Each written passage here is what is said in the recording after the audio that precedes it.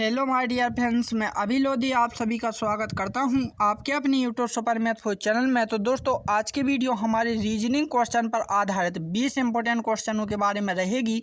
जैसा कि हमारा रीजनिंग का क्वेश्चन पेपर एग्जाम में पूछा जाता है कि कैसे क्वेश्चन आते हैं, कितने टॉपिक से आते हैं, कितने क्वेश्चन आते हैं, तो इन सभी की जानकारी हम इस वीडियो में करेंगे। साथ ही साथ दोस्तों, मैं आपको वो भी बताता चलूँगा कि आपको रीजनिंग सब्जेक्ट में कौन कौन से टॉपिक अधिकतम पढ़ने हैं जो कि एग्जाम में बार बार पूछे जाते हैं। तो चलिए हम शुरू करते हैं प्रश्न नंबर 1 से। तो निम्नलिखित शब्दों के अक्षरों का संबंध ज्ञात कीजिए। तो पहला जो क्वेश्चन आएगा दोस्तों, वो आएगा आपको किससे? एनालॉजी से। ठीक है ना। एनालॉजी के दोस्तों एग्जाम में 2 क्वेश्चन आते हैं, चाहे आपके वो किसके हों, नंबर के हों, बड़े एनालॉजी हो या फिर लेटर एनालॉजी हो, कोई से भी 2 आते हैं। ठीक है ना। तो यहाँ पर क्या दिया है कि 2 का संबंध किससे है? 3 से है। ठीक है ना।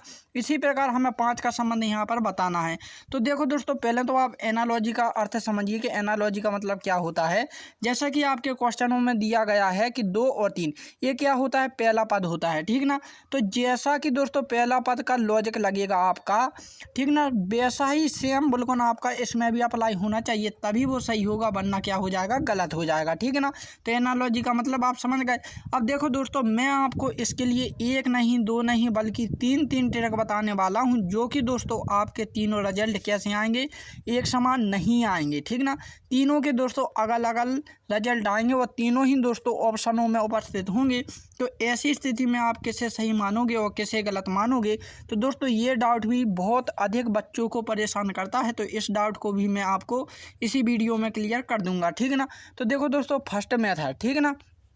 फर्स्ट जो लॉजिक है दोस्तों, यदि हम देखो 2 प्लस करके 1 करेंगे तो हमें कितना मिल जाएगा? 3 मिल जाएगा। देखो 2 का संबंध कितना आ रहा है? 3, क्योंकि हमने 2 में 1 प्लस किया तो हमें कितना मिल गया? 3।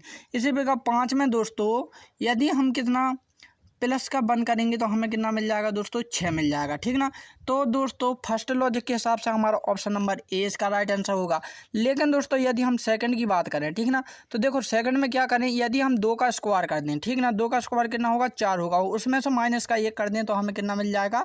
3 मिल जाएगा। इसी प्रकार दोस्तों 5 का हम करेंगे यहाँ पर तो कितना होगा? 25, 25 में से माइनस का 1 करेंगे दोस्तों तो कितना मिल जाएगा? 24। तो दोस्तों सेकंड लॉजिक के हिसाब से हमारा ऑप्शन नंबर डी इसका राइट आंसर होगा। ठीक है ना। अब यदि हम थर्ड की बात करें दोस्तों, थर्ड लॉजिक की, तो देखो दोस्तों 2 और 3 कैसी संख्या हैं? अभाज्य संख्या हैं। देखो 2 के बाद दोस्तों अगली क्रमशः अभाज्य संख्या क्या है? 3 है। देखो 2 के बाद अगली अभाज्य संख्या क्या होती है? 3 होती है। ठीक ना। तो इसी प्रकार यहाँ पर भी दोस्तों 5, तो 5 के बाद अगली अभाज्य संख्या क्या होगी? 7 होगी। ठीक ना, जो कि ऑप्शन नंबर बी में देकर रखा है। तो दोस्तों ऐसी स्थिति में आप किसे सही मानोगे और किसे गलत मानोगे? क्योंकि दोस्तों हम तीनों को तो हम एक साथ लगा नहीं सकते हैं, इसमें से कोई एक ही सही होगा और बाकी गलत होंगे। तो दोस्तों इस डाउट को समझने के लिए पहले आपको नंबर एनालॉजी के कुछ रूल्स बताता हूं, ताकि आप लोगों को ज़िंदगी भर याद रहें। ठीक है ना। कि इस टाइप की स्थिति यदि आपको एग्जाम में बने तो आप उसे इजी तरीके से कर सकते हैं। तो पहले हम इसके कुछ रूल्स देख लेते हैं। तो देखो दोस्तों रूल्स क्या कहते हैं नंबर एनालॉजी के, कि सबसे पहले यदि आप क्वेश्चन कर रहे हैं, जैसे कि ये वाला क्वेश्चन था हमारा 2, 3 और 5 वाला, ठीक ना, तो इसमें जो पहला लॉजिक आप लगाओगे वो आपका अभाज्य संख्या वाला होगा। ठीक ना। कौन सा लॉजिक होगा? अभाज्य वाला। ठीक ना। क्योंकि दोस्तों आप कहीं का भी क्वेश्चन कैसा भी कर रहे हैं, यदि उसमें पहला अभाज्य संख्या वाला लॉजिक लगाने पर रिजल्ट आता है तो वो आपका सही माना जाएगा। चाहे दोस्तों आप चाहे वो वर्ग में आ रहा हो, चाहे फिर वो सम में आ रहा हो, सिंपल मैट्रिक्स में आ रहा हो, किसी में भी आ रहा हो, सभी में आ रहे हों, लेकिन दोस्तों सबसे राइट कौन सा माना जाएगा? आपका अभाज्य संख्याओं वाला। ठीक ना। फिर उसके बाद दोस्तों आपका वर्ग और क्यूब वाला माना जाएगा, उसके बाद सम और फिर सिंपल मैट्रिक्स का। ठीक ना। अब देखिए, चलिए आप क्वेश्चन को देखते हैं, फिर आपको और अच्छे से समझ में आ जाएगा। तो इसमें दोस्तों हमने अभाज्य संख्या वाली थर्ड मेथड लगाई थी। ठीक ना। तो इसके हिसाब से दोस्तों ऑप्शन नंबर बी इसका राइट आंसर होगा। क्यों? क्योंकि दोस्तों यहाँ पर अभाज्य संख्या से हमारा रिजल्ट आ गया, तो इसका मतलब है कि ऑप्शन नंबर बी इसका राइट आंसर हो जाएगा। क्योंकि दोस्तों सबसे पहले हमें अभाज्य संख्याओं को मान्यता देनी है। ठीक है ना। तो ये हो जाएगा, मान के चलिए दोस्तों आपको समझाने के लिए। ठीक है ना, समझा रहा हूँ। आप इसका राइट आंसर तो 7 है, लेकिन दोस्तों आप समझा रहा हूँ, मान के चलिए दोस्तों यहाँ पर 7 ना होता, ठीक ना, ऑप्शन में 7 ना होता, तो दोस्तों आपका ये लॉजिक क्या हो जाता, खत्म हो जाता है, ये लॉजिक नहीं लगता, ठीक ना। उसके बाद कौन सा लग रहा था, स्क्वायर वाला लग रहा था, तो दोस्तों आप उसका क्या हो जाता है, स्क्वायर वाला, तो ऑप्शन नंबर डी हो जाता। मान के चलिए यहाँ पर 24 ना होगा दोस्तों, 26 होता, तो आपका स्क्वायर वाला और ये अभाज्य वाला दोनों नहीं लगते, तो आपका क्या हो जाता, सिंपल मैट्रिक्स वाला। अब सिंपल मैट्रिक्स में दोस्तों प्लस माइनस इंटू भाग करके जो हम रिजल्ट लाते हैं उसे सिंपल मैट्रिक्स बोलते हैं, तो उसके हिसाब से हमारा ऑप्शन नंबर ए हो जाता, ठीक ना। तो मुझे उम्मीद है कि जो क्वेश्चन मैंने आप लोगों को बताया है वो आपको सही सही समझ में आ गया होगा। तो दोस्तों यदि आपको ये वीडियो अच्छी लग रही है तो दोस्तों इस वीडियो को लाइक एंड शेयर जरूर कर दें। तो दोस्तों मैं भी आप लोगों के सामने वही क्वेश्चन रखता हूँ जो कि बच्चों को अधिकतम डाउट में होते हैं, ठीक ना। ऐसा नहीं है कि दोस्तों मैं आपको बताने के लिए हर कहीं का क्वेश्चन लाऊं, नहीं दोस्तों, मैं आप लोगों के लिए केवल वही क्वेश्चन लाता हूं जिसमें डाउट छुपे होते हैं, ठीक ना। चलिए अब हम अगला क्वेश्चन देखते हैं अगले टॉपिक का। तो अगला जो टॉपिक आएगा दोस्तों वो आपसे वेन डायग्राम का पूछा जाएगा, वेरी मोस्ट इंपॉर्टेंट, ठीक ना। ये भी क्या है, वेरी मोस्ट इंपॉर्टेंट चर्चित टॉपिक है, आपको इसे भी पढ़ना है, ऑल स्टेट कॉम्पिटिटिव एग्जामों में पूछा जाता है, ठीक ना। तो उस वेन आरेख का चयन करें जो दिए गए वर्गों के बीच में संबंध दर्शाता है। तो आपके पास 3 शब्दों को दिया गया है, सिक्किम, मध्य प्रदेश और भोपाल। इनमें क्या बताना है, संबंध बताना है, साथ ही साथ हमें क्या बनाना है, एक आरेख भी बनाना है, ठीक ना। तो देखो दोस्तों जब भी आपको आरेख बनाने के लिए आए तो देखो मैं बेसिक ही तरीका बताऊंगा, यदि शॉर्ट ट्रिक बताऊंगा दोस्तों तो ये बहुत बड़ी हो जाएगी, ठीक ना। तो शॉर्ट ट्रिक जो इसका तरीका है दोस्तों, इसमें हमें समय लगता है, लेकिन इसका बेसिक तरीका बहुत सरल है, तो मैं बेसिक तरीका ही आप लोगों को बताऊंगा। बेसिक तरीका क्या कहता है दोस्तों कि जब आपको वेन आरेख बनाने के लिए आए तो आप किन्हीं भी 2 शब्दों के बीच में संबंध देखा करें सबसे शुरू में, ठीक ना। तो पहले नंबर हम दोस्तों इन दोनों के बीच में संबंध को देखते हैं, सिक्किम और मध्य प्रदेश को। तो आप कहोगे सर जो सिक्किम है वो क्या है, एक राज्य है, ये सिक्किम का हो गया रेड वाला, और ब्लू वाला किसका हो गया, मध्य प्रदेश का हो गया। क्यों, क्योंकि ये भी सिक्किम राज्य है और मध्य प्रदेश भी राज्य है, लेकिन दोस्तों ये अलग अलग है, इसलिए इनके डायग्राम हमने क्या कर दिए, अलग अलग कर दिए, ठीक ना। अब देखो दोस्तों जिसे हमने छोड़ा था, किसे छोड़ा था, भोपाल को, तो भोपाल का संबंध आपको सिक्किम से भी देखना है और मध्य प्रदेश से भी देखना है। तो देखो सिक्किम और भोपाल का यदि बीच में संबंध देखें तो इनके बीच में कोई कनेक्शन नहीं है, ठीक ना। लेकिन दोस्तों यदि हम मध्य प्रदेश और भोपाल के बीच में देखें तो मध्य प्रदेश की राजधानी भोपाल है, यानी कि दोस्तों मध्य प्रदेश के अंदर क्या आ जाएगा, भोपाल आ जाएगा।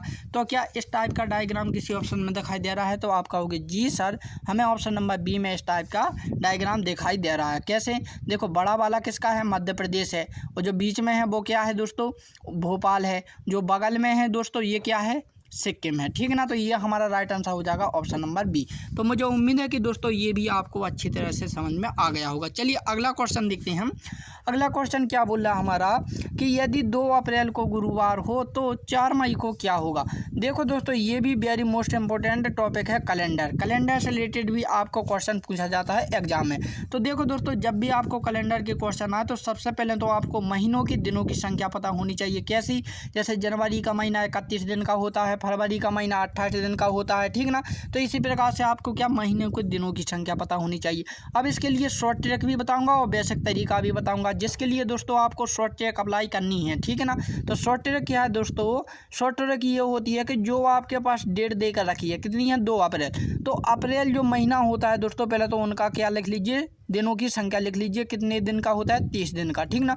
उसके बाद जो डेट देकर रखी होती है उससे आपको उसी डेट में से क्या कर देना, माइनस कर देना है, ठीक ना। उसके बाद दोस्तों जिस डेट के बारे में वो पूछता है कि इस दिन कौन सा दिन होगा उसे आप प्लस कर दीजिएगा।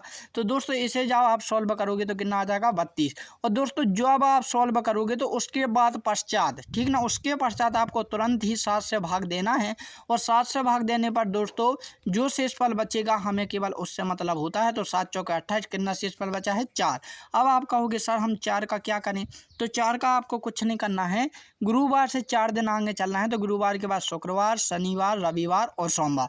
तो ऑप्शन नंबर ए इसका राइट आंसर हो जाएगा। कौन सा दिन होगा, 4 मई को, सोमवार, ठीक ना। तो ये तो थी शॉर्ट ट्रिक। ये शॉर्ट ट्रिक आपको मैं बाद में बताऊंगा कि क्यों ये जरूरी है, ठीक है ना। इसके पहले हम बेसिक तरीका देख लेते हैं कि इसका बेसिक तरीका कैसा है।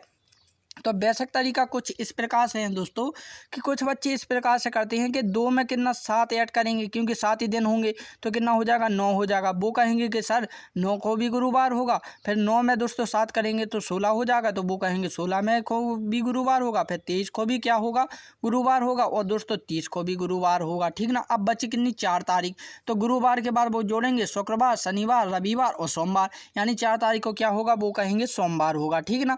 तो दोस्तों ये जो बेसिक तरीका है वो छोटे लेवल के लिए तो सही है, ठीक ना, समझ रहे हैं ना। छोटे लेवल मान के चलिए दोस्तों यहाँ पर 17-18 तारीख होता, ठीक ना, और अक्टूबर का महीना देकर रखा होता, तब आप कैसे लगाती, क्या लगा पाते, नहीं ना। लगा तो लेते, लेकिन उसके लिए आपको बहुत टाइम लग जाता है। इसलिए दोस्तों बेसिक तरीका क्या होता है गलत होता है, ठीक है ना।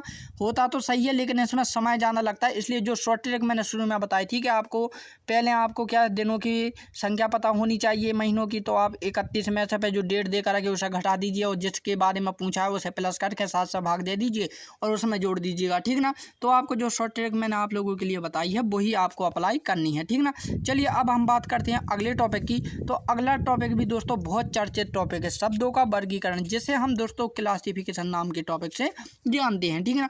अब आपको डाउट होगा कि क्लासिफिकेशन क्या होता है, क्योंकि दोस्तों डाउट नहीं, ये समझाने का मेरा कर्तव्य है कि आपको क्लासिफिकेशन के बारे में परिचय होना बहुत ज़रूरी है, तभी आप क्वेश्चन कर पाओगे। क्योंकि दोस्तों इसमें मेथड तो लगनी नहीं है, हमारा क्या लगेगा दिमाग लगेगा, ठीक, क्या लगेगा दिमाग ही लगेगा। क्लासिफिकेशन का मतलब ये होता है दोस्तों कि आपको कितने 4 शब्द दिए जाएंगे, 4 शब्द बोलें, ऑब्जेक्ट बोलें, विकल्प बोलें या फिर कुछ भी बोलें, जैसे ABCD, ये कितने दिए गए 4।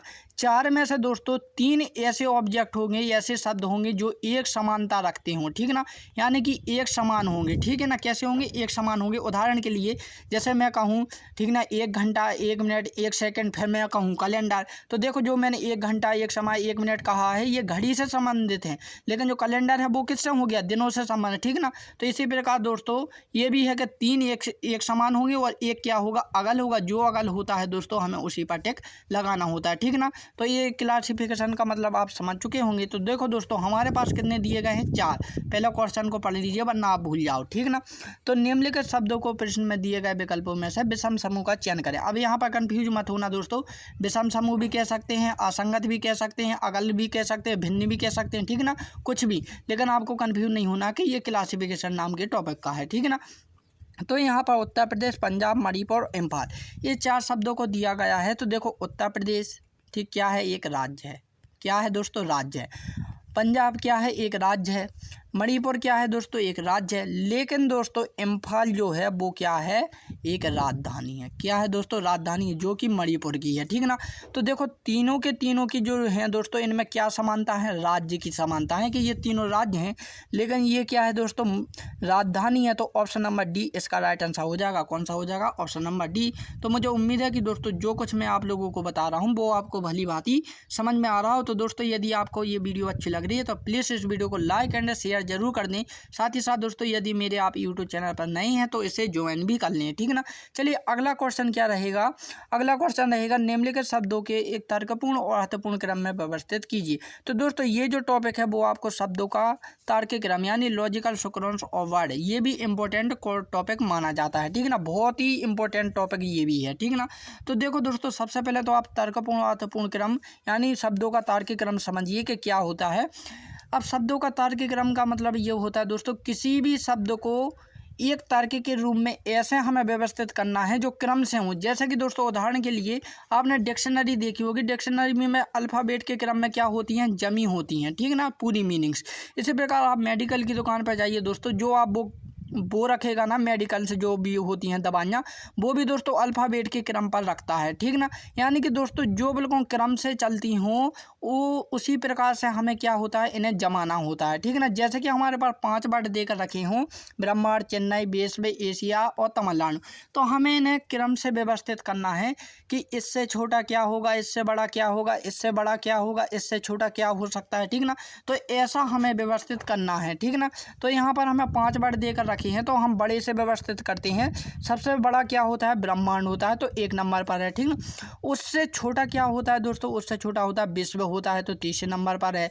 उससे छोटा क्या होता है दोस्तों, एशिया होता है, जो कि 4 नंबर पर है। उससे छोटा क्या होता है, तमिलनाडु होता है, क्योंकि ये राज्य है, ठीक ना, तो ये 5वें नंबर। उससे छोटा क्या होता है, चेन्नई, क्योंकि ये राजधानी है, ठीक ना, तो ये दूसरी। तो 134 किसी ऑप्शन में है, तो आप कहोगे जी सर ऑप्शन नंबर सी में है, तो ऑप्शन नंबर सी इसका राइट आंसर हो जाएगा। अब दोस्तों एक डाउट मेरे ही मन में आया है, शायद आप डाउट ना पूछ पाना हो तो मैं ही आपको वो डाउट क्लियर कर दूं। तो मेरा डाउट ये है दोस्तों आप लोगों के लिए कि दोस्तों कभी कभार ऐसा होता है कि ऑप्शन में दोस्तों ये वाला ऑब्जेक्ट नहीं दिया जाता, यानी कि आपको इसी प्रकार से नहीं दिया जाएगा, वो पलट देंगे। जैसा कि आप नीचे वाला देख सकते हैं, 6 की जगह पर मैं यदि 1 कर दूं यहाँ पर, तो आपको ऑब्जेक्ट में कभी कभार दोस्तों इस प्रकार से भी दिया जाएगा। यानी कि दोस्तों जब आपको इस प्रकार से देखने को ना मिले तो आपकी उन संख्याओं को पलट भी लिया करें, जैसे 2, 5, 4, 3, 1, ठीक ना, जैसा कि ऑप्शन नंबर किस में है, डी में है। तो आपको इन दोनों टाइप से आपको क्या कर लेना है, उन्हें हेरा फेरी कर लेनी है, ताकि आप लोग क्लियर से उसे लगा सको, ठीक ना। वरना कुछ बच्चे ऐसे रहेंगे कि सर ने ये बताया था, ये तो हमें मिला ही नहीं। तो दोस्तों इसलिए मैंने आपको ये डाउट पहले ही बता दिया है कि यदि ये ना मिले तो आप उन संख्याओं को पलट लीजिएगा, ये तो मिल ही जाएगा। इसमें से एक ना एक तो आपके पास आ ही जाएगा, ठीक ना। चलिए अगला क्वेश्चन देखते हैं। अगला क्वेश्चन क्या है दोस्तों कि यदि ALPS को 7882 और फ्रॉम को 3156 लिखा जाता है तो रिप्लाई को क्या लिखा जाएगा। दोस्तों ये जो क्वेश्चन आता है सांकेतिक भाषा यानी कोडिंग डिकोडिंग टेस्ट के नाम से आता है टॉपिक, ठीक है ना। ये भी इम्पोर्टेंट है, कई एग्जामों में रिपीट हो चुका है।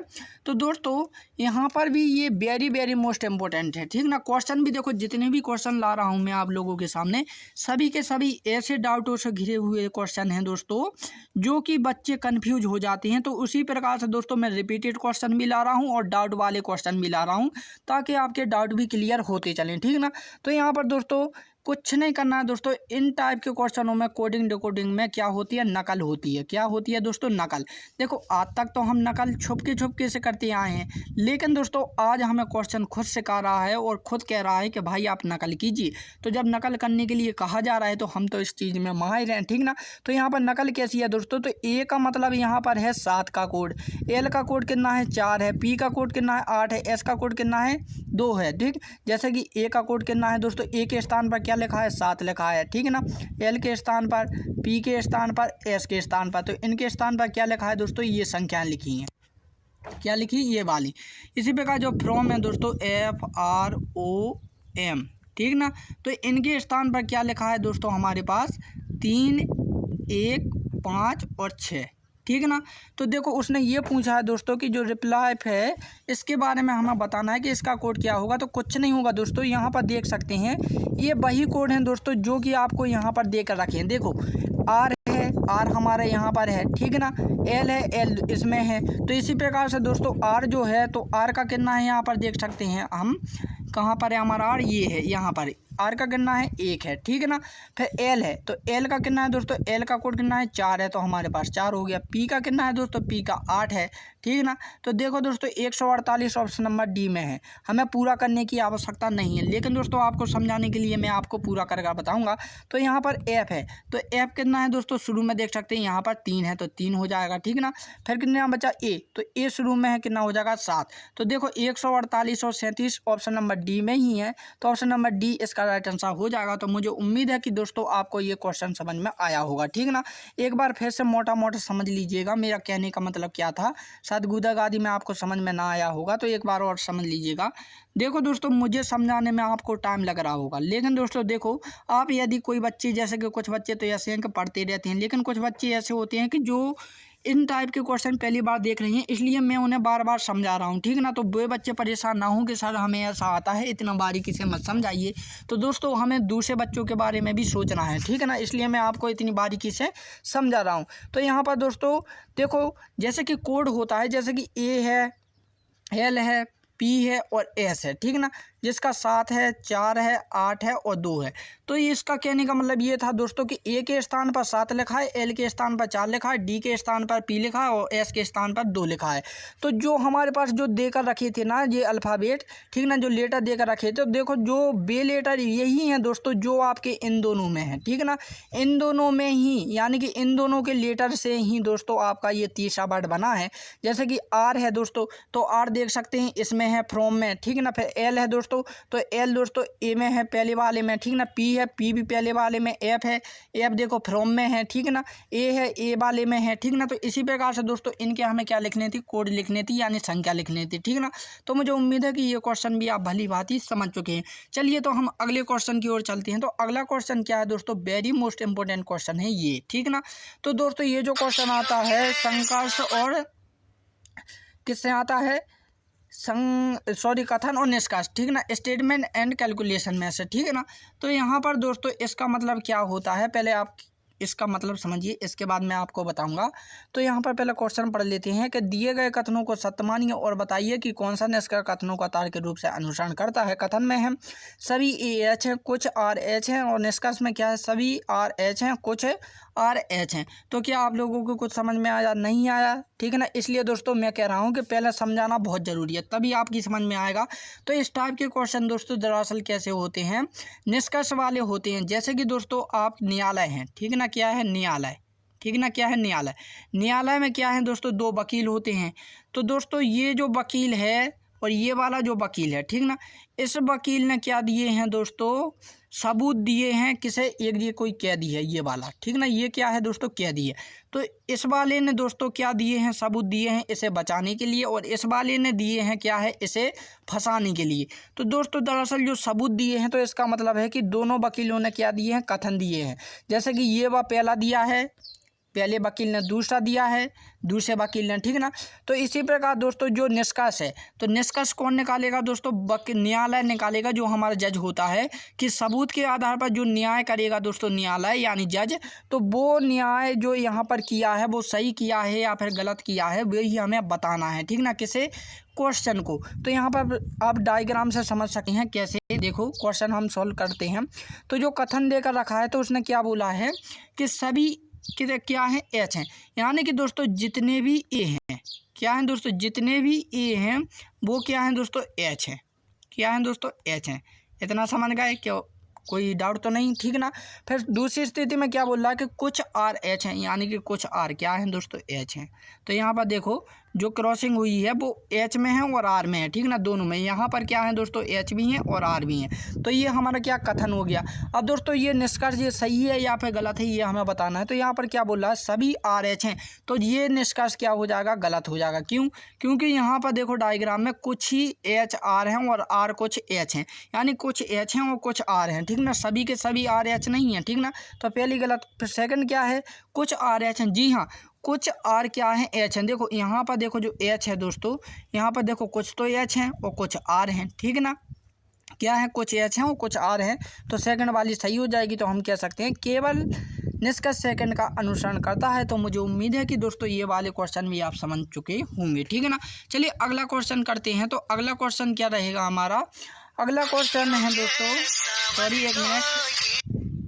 एक मिनट, ठीक है ना। तो हम चलिए आगे चलते हैं। आगे क्या है दोस्तों हमारा क्वेश्चन, कि नीचे दिए गए श्रृंखला श्रेणी में रिक्त स्थान को पूर्ण कीजिए। तो दोस्तों ये भी मोस्ट इम्पोर्टेंट सीरीज है। ये किससे रिलेटेड है दोस्तों, सीरीज से, ठीक है ना। तो सीरीज जो होती है दोस्तों हमारी, ये भी इससे भी लगभग 2 क्वेश्चन पूछे जाते हैं एग्जाम में, ठीक है ना। कितने पूछे जाते हैं, 2। अब वो भी आपका लेटर में हो सकती है, अल्फ़ाबेट में हो सकती है, नंबर में हो सकती है, किसी में भी, ठीक है ना। तो यहाँ पर दोस्तों जब भी आपको सीरीज़ का क्वेश्चन आए, तो सबसे पहले तो आपको ये समझ होनी चाहिए कि ये सीरीज़ बढ़ रही है, घट रही है या फिर क्या हो रही है, ठीक है ना। देखो कुछ सीरीज़ ऐसी होती हैं दोस्तों कि जो बिल्कुल बढ़ते क्रम में जाती हैं, ठीक है ना, कुछ सीरीज ऐसी होती हैं जो घटते क्रम में जाती हैं, कुछ सीरीज ऐसी होती हैं कि पहले बढ़ती हैं फिर घटती हैं, फिर बढ़ती हैं फिर घटती हैं, और कुछ सीरीज ऐसी होती हैं दोस्तों कि इस साइड घटती जाती हैं, इस साइड बढ़ती जाती हैं, और बीच में क्या होता है, जीरो होता है। तो इस प्रकार की आपको पता होनी चाहिए दोस्तों। तो ये सीरीज आप देख सकते हैं दोस्तों, ये सीरीज तीसरे नंबर की है कि बढ़ रही है, घट रही है, और बढ़ रही है और घट रही है, ठीक है ना। तो दोस्तों इस टाइप की जब आपको बढ़ती है और घटती है, ठीक ना, बढ़ती है और घटती है सीरीज, तो दोस्तों उसमें आपको एक ही लॉजिक लगाना है, क्या कि आपको एक एक पद छोड़ना है। क्या छोड़ना है दोस्तों, एक एक पद छोड़ना है, ठीक है ना। अब उनके बीच में क्या देखना है, अंतर देखना है कि अंतर क्या है।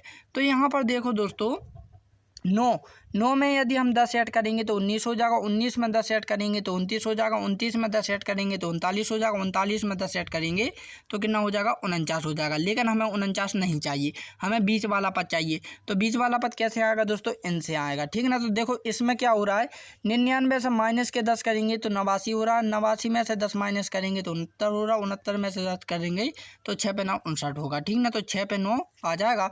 तो ऑप्शन नंबर क्या किसी में है, जी हाँ, ऑप्शन नंबर बी में है, तो बी इसका राइट आंसर हो जाएगा। तो मुझे उम्मीद है कि दोस्तों ये क्वेश्चन भी आप लोगों को अच्छे से समझ में आया होगा। चलिए अगला क्वेश्चन देखते हैं। अगला क्वेश्चन कैसा है दोस्तों, शब्दों का वर्गीकरण। तो दोस्तों ये क्वेश्चन हम कर चुके हैं, लेकिन आ चुका है तो इसे हम कर देते हैं, समझाएंगे नहीं, ठीक ना। तेंदुआ, शेर, गाय और चीता। तो दोस्तों ये जो क्वेश्चन है कमेंट के रूम में, ठीक ना। हम अगले क्वेश्चन को करते हैं। तो अगला क्वेश्चन कैसा है दोस्तों, लुप्त संख्या से, ठीक ना। अब देखो आव्यूह एवं संख्या सारणी, मैट्रिक्स एंड नंबर टेबल। तो ये टॉपिक भी दोस्तों बहुत ही पूछा जाता है, बहुत बार पूछा जाता है, ठीक है ना। ऐसा नहीं एक दो बार, कई बार पूछा जाता है। तो दोस्तों जब भी आपको नंबर टेबल का कोई क्वेश्चन दिया जाए एग्जाम में, ठीक ना, किसका दिया जाए, नंबर टेबल का, तो दोस्तों कुछ बच्चों को तो ये पता नहीं होता है कि नंबर टेबल के क्वेश्चन कैसे करने जाते हैं। तो दरअसल कुछ बच्चे तो ऐसे कहेंगे कि सर हमें ऐसे में करना है, ये वाला ऐसे में करना है, कि ऐसे में करना है, कि ऐसे में करना है। तो उन्हें ये पता नहीं कि हम शुरुआत कहाँ से करें और कहाँ ख़त्म करें। तो देखो इसके लिए मैं सिंपल तरीका बताता हूँ दोस्तों। जो पहली बार हैं बच्चे, तो जब भी आपके पास टेबल सामने आए तो जो बड़ी संख्या होती हैं उनकी आप एक सीरीज या कॉलम निकाल लीजिए। तो बीच वाली क्या है दोस्तों, बड़ी संख्या है। तो इसका मतलब है दोस्तों लॉजिक जो लगेगा आपका इन वाली पंक्ति में और इस वाली रो में लगेगा, ठीक ना। ऊपर और नीचे की, आपको ऊपर वाली और नीचे वाली पंक्ति में इस प्रकार से कुछ करना है दोस्तों कि आपकी बीच की संख्या आ जाए, ठीक ना। कैसी आ जाए, बीच की संख्या, ठीक ना। तो आप इस प्रकार से देख सकते हैं, ठीक ना। चलिए तो हम करते हैं इस वाली को। तो दोस्तों इन दोनों को यदि हम जोड़ें तो 5, और इसमें यदि प्लस के हम 10 करें दोस्तों तो हमें बीच वाली संख्या मिल जाएगी कितनी, 15, ठीक ना। इसी प्रकार दोस्तों हम 3 और 4 को जोड़ेंगे तो ये 7, और 7 में कितना 10 प्लस करेंगे तो हमें कितना मिल जाएगा, 17। और दोस्तों इसी प्रकार 5 और 0 को, ठीक ना, 5 और 0 को दोस्तों हम ऐड करेंगे तो कितना मिल जाएगा हमें, 5, और 5 में 10 ऐड करेंगे तो कितना मिल जाएगा, 15। यानी कि दोस्तों जो क्वेश्चन मार्क है, क्वेश्चन मार्क के स्थान पर दोस्तों 0 आना है। क्या आना है, 0। तो ऑप्शन नंबर डी इसका राइट आंसर हो जाएगा। तो मुझे उम्मीद है कि दोस्तों जो कुछ मैं आप लोगों को बता रहा हूँ वो आपको भली भांति समझ में आ रहा होगा, ठीक ना। चलिए तो इस क्वेश्चन का आंसर हमारा कौन सा हो गया, डी नंबर का हो गया, क्या, 0, ठीक है ना। अब दोस्तों कुछ बच्चे को डाउट ये होगा कि सर आपने एक ही बताया और कुछ इसके बारे में समझाइए। तो मैं आपको फुल डिटेल समझा देता हूँ। तो देखो दोस्तों समझना कैसे है कि आपको पता कैसे चला है कि हमें कौन में लॉजिक लगाना था। तो बड़ी संख्या हमने मान ली, मान के चलिए दोस्तों इस साइड ऐसा होता 51, इस साइड 15 होती। तो दोस्तों आप कैसे मानते, तो दोस्तों आपको सबसे बड़ी संख्या कहाँ पर थी, यहाँ पर थी, ठीक है ना। यहाँ पर देखो 51 सबसे बड़ी है, तो इसका मतलब है कि ये ऐसे वाले में, तब आपका लॉजिक जो लगता है दोस्तों इन दोनों में लगता है, ठीक है ना।